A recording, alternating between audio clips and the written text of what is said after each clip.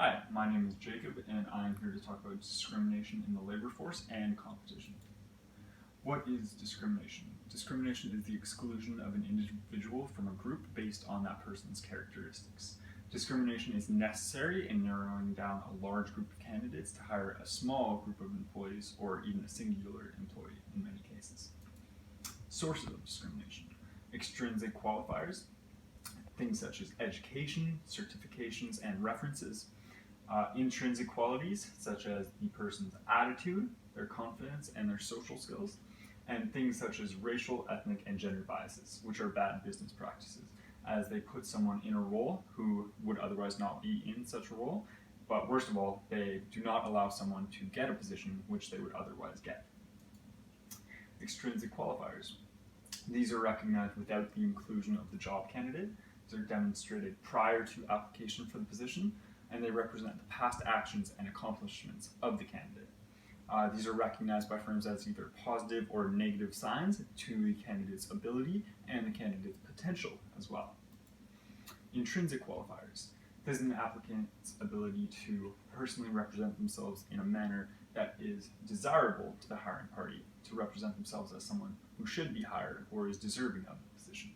This represents applied knowledge and refers to the internal characteristics of the applicant, not past experience. This will be determined in the interview process, a very competitive stage of hiring, as it shows many different candidates and how they're able to talk with a firm and talk with the managers and bosses. Now we are going to talk about intelligence and the two distinct types of intelligence: fluid and crystallized.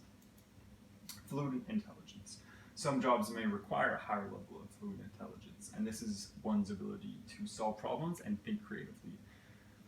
For jobs requiring fluid intelligence, firms will test the candidate's intrinsic qualities to a greater extent. They may give them puzzles or problems to solve on the spot right in front of them in the interview.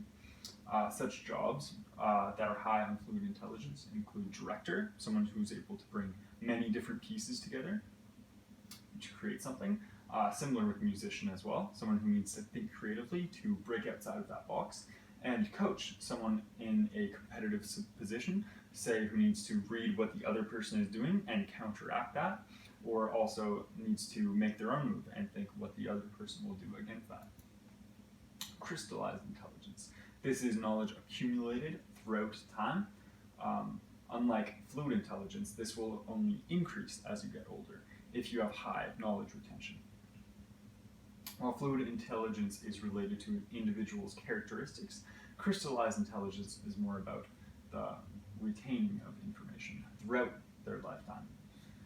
Such jobs which are high on crystallized intelligence are historian, someone who needs to know a lot of facts throughout time; teacher, someone who needs to know a lot of facts and present them to students; and legal advisor, someone who needs to know the law to a great extent and many intricacies where they could apply it to their clients' legal troubles.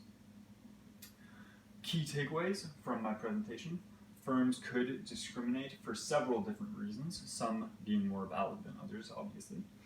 Each candidate should find a position which matches their set of skills. Relative IQs do not lie on a straight line. This is a very dynamic issue with multiple different types of intelligence, such as fluid and crystallized intelligence, and it's very difficult to look at that on a set scale. Thank you for listening, and that is my presentation.